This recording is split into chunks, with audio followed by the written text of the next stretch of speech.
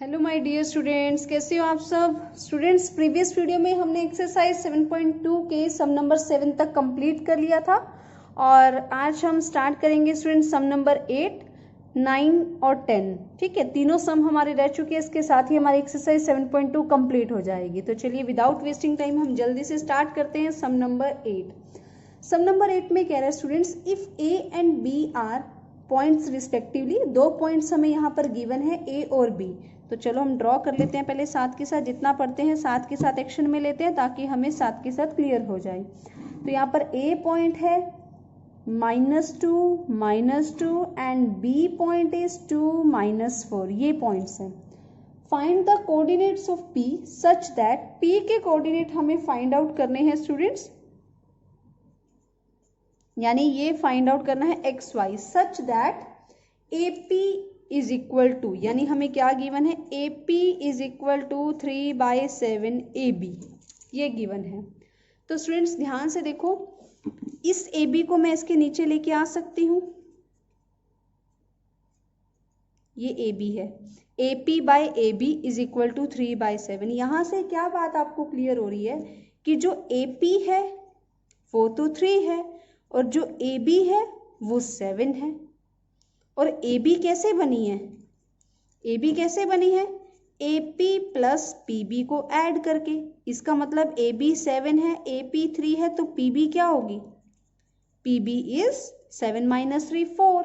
It means यहाँ पर A P क्या है, 3 है और पी बी क्या है, 4 है। तो हमें रेशो मिल गई। तो इट मीन्स यहाँ पर हमें क्या क्या चीजें मिल चुकी है, रेशो मिल गई, एम और एन रेशो कितनी होगी, 3:4। तो इट मीन्स हमें यहाँ पर x1 क्या है, -2, y1 क्या है, -2, x2 है 2, y2 है -4, m है 3 और n है 4। अब हम सेक्शन फॉर्मूला लगा के इजीली से फाइंड आउट कर सकते हैं एक्स वाई को। तो चलिए स्टार्ट करते हैं। x क्या होगा, m x2 और n x1, ठीक है, सिर्फ वैल्यू प्लॉट की हमने, और m + n यानी 3 + 4। अब y क्या होगा स्टूडेंट्स, यहाँ से ये हो जाएगा 3 2 4 -2, ठीक। और y क्या हो जाएगा, m 3 y2 -4 n 4 y1 -2 bye में m + n। तो ये हो जाएगा 3 2 जा 6 4 2 जा 8 7 और ये जाएगा -12 4 2 जा -8 बाय में 7। तो x की वैल्यू क्या आ जाएगी, -2/7, y की वैल्यू क्या आ जाएगी, -20/7। इट मीन्स जो p पॉइंट्स के कोऑर्डिनेट होंगे वो क्या होंगे स्टूडेंट्स, -2 7 एंड -20/7। तो ये था आपका सम, बहुत ही आसान था, स्टेटमेंट सोच के लग रहा था पता नहीं क्या करना है, लेकिन बहुत ही ईजी था। इस ए बी को हम इसके नीचे ले आए तो ए पी भी पता चल गया, ए बी भी पता चल गया। जब पूरी ए बी 7 है और ए पी 3 है तो ये बचा हुआ पार्ट क्या होगा, 4 होगा। तो यहाँ से हमें रेशो पता लगी और उसके बाद आपको पता ही है क्या करना है, क्योंकि बहुत ही आसान है, आप पहले से यही फॉर्मूलाज यूज करते आ रहे हो। तो this is your sum number 8। Now moving to last second sum of this exercise which is sum number 9। Sum number 9 है students, find the coordinates of the point. हमें पॉइंट्स के कोऑर्डिनेट फाइंड आउट करने हैं जो कि line segment को 4 equal parts में divide कर रही हैं। तो हम सबसे पहले लाइन सेगमेंट बना लेते हैं। यहाँ पर जो पहला पॉइंट दिया हुआ है a, दैट इज -2 2, और सेकंड दिया हुआ है b, दैट इज 2 8, राइट। अब इसे 4 इक्वल पार्ट्स में डिवाइड करें, यानी हम यहाँ पर ले लेते हैं c, यहाँ पर ले लेते हैं d और यहाँ पर ले लेते हैं e। तो हो गए 4 points, first part, second part, third part और फोर्थ पार्ट।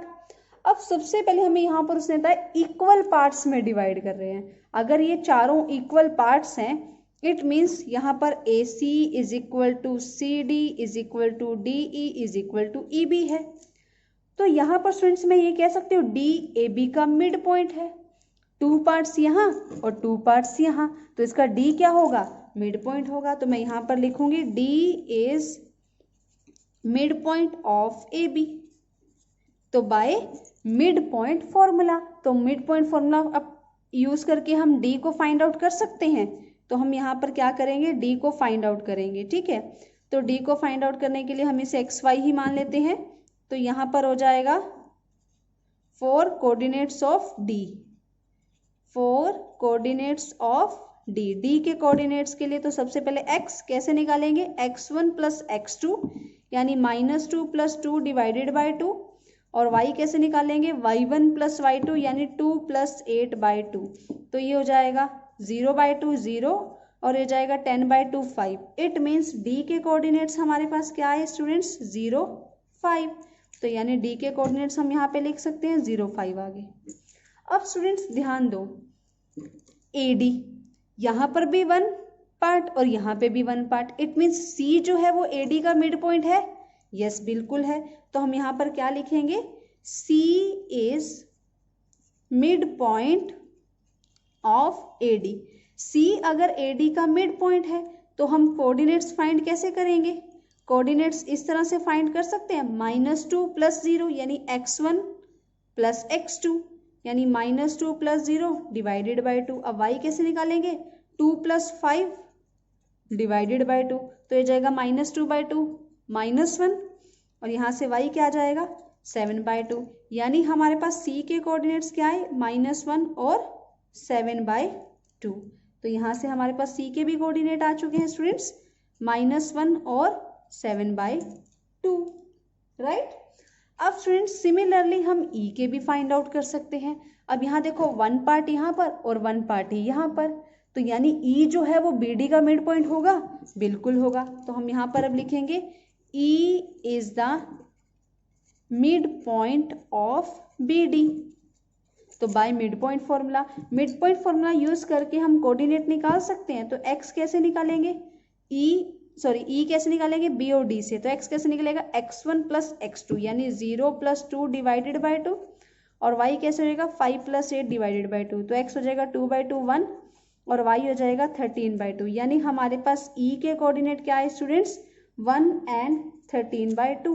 तो हम यहाँ पे e के कोऑर्डिनेट भी लिख देते हैं 1 और 13 बाई 2। तो हमें यही फाइंड आउट करना था कि अगर दो पॉइंट्स को ज्वाइन करके एक लाइन सेगमेंट बन रहा है ए बी, तो उसके जो बाकी कोऑर्डिनेट्स हैं, जो उसको 4 इक्वल पार्ट्स में डिवाइड कर रहे हैं, तो उनके कोऑर्डिनेट्स क्या होंगे, तो सी के कोऑर्डिनेट, डी के कोऑर्डिनेट और ई के कोऑर्डिनेट। इस तरह से हमने तीनों कोऑर्डिनेट्स को फाइंड आउट कर लिया। तो this is your sum number 9। Now moving to last sum of this exercise.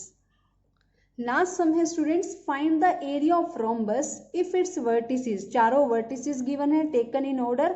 तो area of rhombus find out करना है। स्टूडेंट्स आप लोगों को अच्छे से पता है what is the formula of area of rhombus. तो area of rhombus is 1/2 into product of diagonal, diagonal 1 into diagonal 2।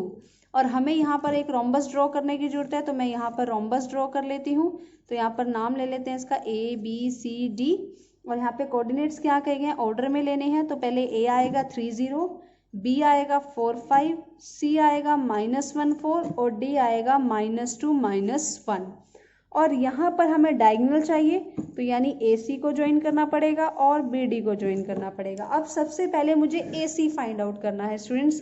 अब आपको अच्छे से पता है कि AC को हम कैसे फाइंड आउट करेंगे, बाय डिस्टेंस फॉर्मूला, ठीक है। तो हम यहाँ पर सबसे पहले AC डायगोनल निकालेंगे, डायगोनल AC।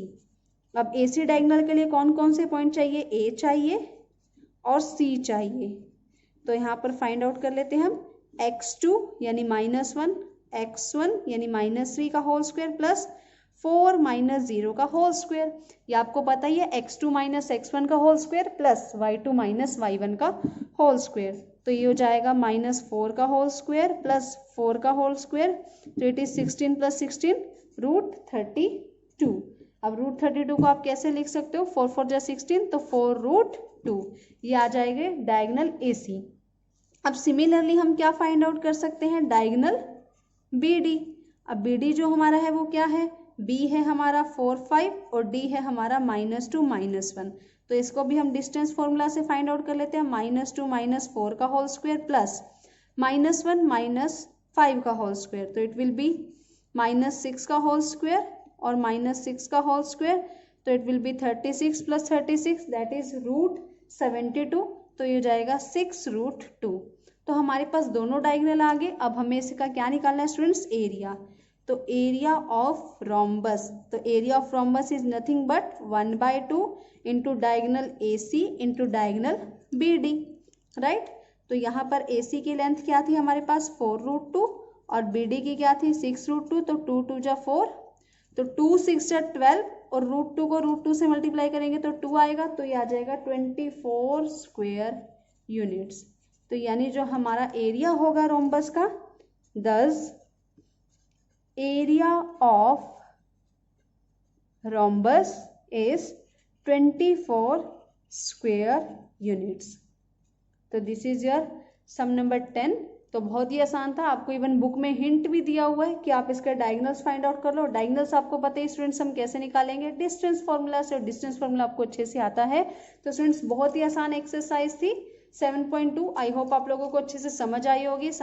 तो प्लीज़ कमेंट और लाइक जरूर कीजिएगा, शेयर कीजिएगा, ताकि बहुत ज़्यादा जो नीडी स्टूडेंट्स हैं वो इससे ज़्यादा से ज़्यादा इसका बेनिफिट उठा सके। तो मिलते हैं स्टूडेंट्स आपसे नेक्स्ट वीडियो में, जिसमें हम एक्सरसाइज 7.3 कवर करने के लिए जो लास्ट टॉपिक है that is area of a triangle और उसके डेरिवेशन पढ़ेंगे, ठीक है। और उसके बाद एक्सरसाइज 7.3 करके चैप्टर को कंप्लीट करेंगे। तो मिलते हैं आपसे नेक्स्ट वीडियो में नेक्स्ट टॉपिक के साथ। Till then bye bye, take care, study hard.